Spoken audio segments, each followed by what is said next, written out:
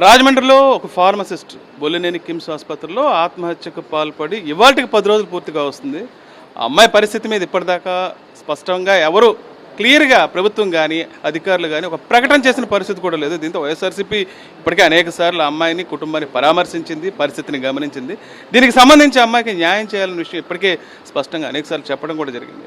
Madam ఇవాళ కూడా ఇప్పుడు వెళ్ళి అమ్మాయిని చూసి వచ్చారు. అమ్మాయి పరిస్థితి ఏంటి? ఒకవైపు ఏమో ఇక్కడ 2 ఇష్యూస్ గమనించాలి. ఇన్సిడెంట్ మొత్తం ఈ హాస్పిటల్లోనే జరిగింది. హాస్పిటల్ యాజమాన్యం ఏం చేస్తున్న విషయం ఒకటి. రెండోది అమ్మాయిని పరిశీలించేది గవర్నమెంట్ డాక్టర్లు, కానీ బులెటిన్ ఇచ్చేది హాస్పిటల్ డాక్టర్లు. ఏం జరుగుతుంది అసలు? ఆ అమ్మాయి పరిస్థితి చూస్తే గుండె తరుక్కుపోయిందండి. చాలా దారుణం, చాలా బాధ అనిపించింది. అలాగే పేరెంట్స్ పరిస్థితి అయితే వాళ్ళ బాధ మాటల్లో చెప్పలేను, వర్ణించడానికి కూడా వీలు కాని పరిస్థితుల్లో వాళ్ళు బాధపడుతూ ఉన్నారు. నిజంగా అందరి ఇళ్ళల్లో కూడా ఆడవాళ్ళు ఆడపిల్లలు ఉంటారు. ఇలాంటి పరిస్థితి ఎవరికి రాకూడదు. 10 రోజులు అయింది, ఇంకా అచేతనంగా అలా బెడ్ మీద ఆమె పడి ఉండడం నిజంగా చాలా దుర్మార్గకరమైన చర్య. ఎంత సిచ్యుయేషన్ జరిగింది ఇదే హాస్పిటల్లో జరిగితే మళ్ళీ ఈ హాస్పిటల్లోనే ట్రీట్మెంట్ ఇవ్వడం ఏంటో నాకు అర్థం కావట్లా. కలెక్టర్ గారు 3 డాక్టర్స్తో ఏదో కమిటీ వేశారు అనేసి, ఏదో బెటర్ హాస్పిటల్ తీసుకెళ్ళాలి, వేరే దగ్గరికి వెళ్తే ఇన్వెస్టిగేషన్కి కావాల్సిన ఇన్ఫర్మేషన్ వస్తుంది. కానీ ఇక్కడే ట్రీట్మెంట్ చేస్తూ ఇక్కడే ఆమెకు అన్యాయం జరిగి ఆ సూసైడ్ నోట్ కూడా నేను చదవడం జరిగింది. ఎంత దారుణంగా ఆమె ఎంత బాధపడింది. ఆ దీపక్ అనే వ్యక్తి ఈమెకి ఎంత ఘోరంగా మోసం చేశాడు, ఎంత వేధించాడు, కొట్టడం కూడా జరిగింది అని రాస్తూ ఉంటే అసలు ఒక మహిళగా చాలా బాధపడ్డాను. ఆమె ప్రతి అక్షరంలో కూడా ఆమె తాలూకా బాధని ఆ లెటర్లో వ్యక్తపరచడం జరిగింది. అలాంటి వ్యక్తి ఏజిఎంగా పనిచేసిన ఈ హాస్పిటల్లోనే ఆమెకి ట్రీట్మెంట్ జరుగుతూ ఉంటే ఎంతవరకు న్యాయం జరుగుతుంది, సరైన వైద్యం అందుతుందని మాకైతే అనుమానం ఉంది. అసలు ఈ ఇష్యూలో మొత్తం 10 రోజులు అయింది. ప్రతి దగ్గర కూడా ఎన్నో అనుమానాలు, ఎన్నో ప్రశ్నలు, దేనికి కూడా సమాధానం లేని పరిస్థితి. అసలు సీసీటీవీ ఫుటేజ్ ఎందుకు బయటికి ఇవ్వట్లేదు? ఇవ్వాలి కదా. ఆమె ఆ ఇంజెక్షన్ అనేది చాలా పవర్ఫుల్ ఇంజెక్షన్, ఆమంతటా ఆమె చేసుకుందని చెప్తున్నారు. నిజమా కాదా? చేసుకునే పరిస్థితి లేదు అని బయట వాళ్ళు చెప్తూ ఉన్నారు. సో ఎవరు చేశారు, అసలు ఏం జరిగింది తెలియాలంటే సీసీటీవీ ఫుటేజ్ బయటికి రిలీజ్ చేయాలి కదా. చెయ్యట్లేదు అంటే ఎందుకు గోప్యంగా ఉంచుతున్నారు? ఈ దీపక్ అనే వ్యక్తి చూస్తే టీడీపీ వాళ్ళ బంధువు, అంటే టీడీపీకి సంబంధించిన వాళ్ళు అంటే అన్నీ గోప్యంగా ఉంచేస్తారా?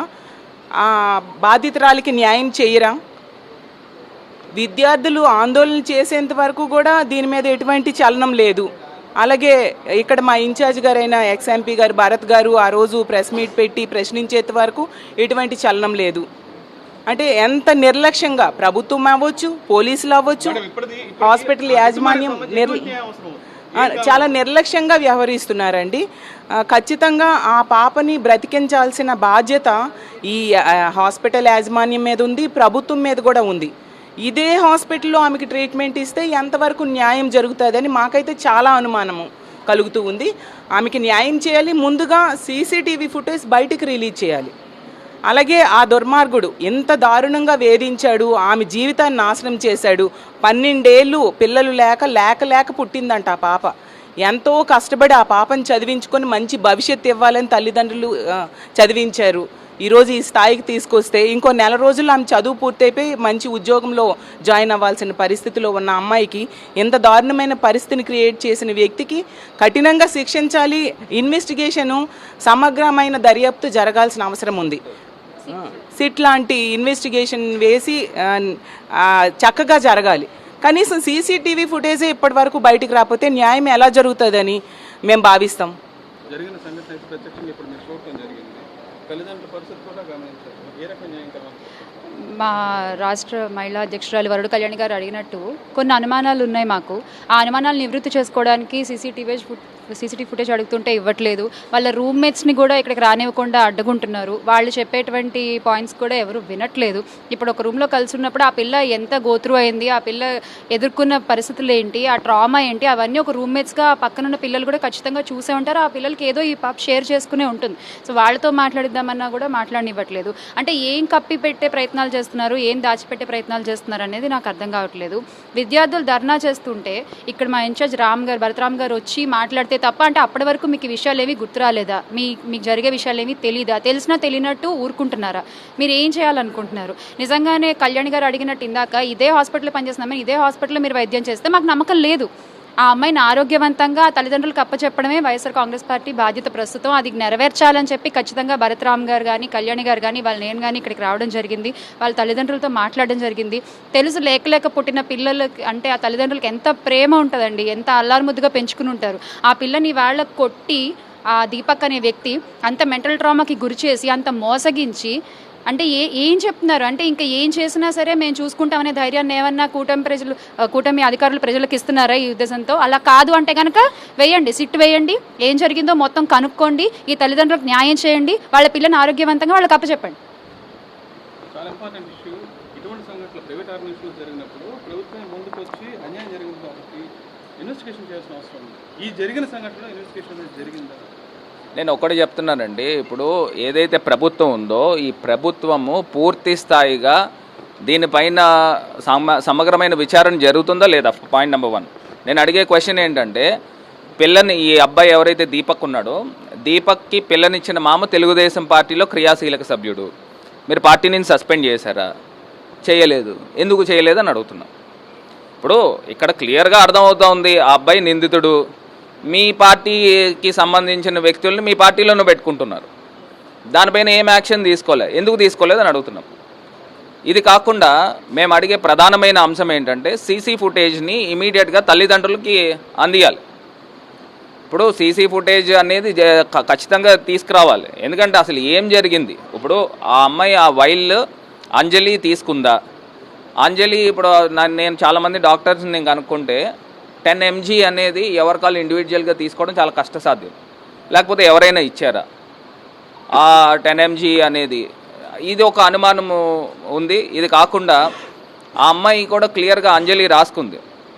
ఇలాంటి ఘటనలు మళ్ళీ ఎక్కడ కూడా జరగకూడదు, ఏ అమ్మాయికి కూడా ఇలాంటి అన్యాయం జరగకూడదు అని క్లియర్గా చెప్తూ, మరి ఆ దీపక్ అనే వ్యక్తికి ఏ రకమైన శిక్ష వేస్తూ ఉన్నారు? రెండోది, ఈ అమ్మాయి ఆరోగ్య పరిస్థితి, అంజలి యొక్క ఆరోగ్య పరిస్థితి ఏంటి? అది పూర్తి స్థాయిగా నివేదిక ప్రభుత్వం ఇవ్వాలి. ఇప్పుడు నేను ఇంకొకటి సెకండ్ ఒపీనియన్ కూడా గవర్నమెంట్ తీసుకోవాల్సిన అవసరం ఉంది. ఇప్పుడు గవర్నమెంట్ డాక్టర్స్ని పెట్టినప్పటికీ కూడా, గవర్నమెంట్ టీమ్ ఆఫ్ డాక్టర్స్ పెట్టినప్పటికీ కూడా, హైదరాబాద్ నుంచి కానీ వేరే ప్లేసెస్ నుంచి కానీ గవర్నమెంట్ ఒక స్పెషలిస్ట్ని తీసుకుని వచ్చి ఆ అమ్మాయి కండిషన్ ఏంటనేది తల్లిదండ్రులకి తెలియపరచాల్సిన అవసరం ఉంది. ఎందుకంటే 10 రోజుల నుంచి మొత్తం ఆ గ్రామస్తులందరూ కూడా ఇక్కడికి వచ్చి పడిగాపులు కాసి రాత్రనగా పగలనక ఇక్కడే ఉంటూ ఉన్నారు. ఇప్పుడు అమ్మాయి తాలూకా పూర్తి స్థాయి నివేదిక ఏంటనేది, స్టేటస్, హెల్త్ స్టేటస్ ఏంటనేది చెప్పాల్సిన అవసరము ఈ ప్రభుత్వం పైన ఉంది. ఇప్పుడు ఏదో మీరు నామకే వాస్తే 4 డాక్టర్స్ని వేసి ఇక్కడ హాస్పిటల్ వాళ్ళు ఏం చెప్తున్నారు అదే వీళ్ళు కూడా వెల్లడించే కార్యక్రమం చేయడం వలన ఏ రకమైన ఉపయోగం ఉందని కూడా మేము చెప్తా ఉన్నాము. దీనిపైన ఏదైతే ఇన్సిడెంట్ జరిగిందో, ఇన్సిడెంట్ గవర్నమెంట్ ఇమీడియట్గా స్పందించి స్పెషల్ ఇన్వెస్టిగేషన్ టీం వేసి పూర్తి స్థాయిగా నివేదిక ఇవ్వాలి.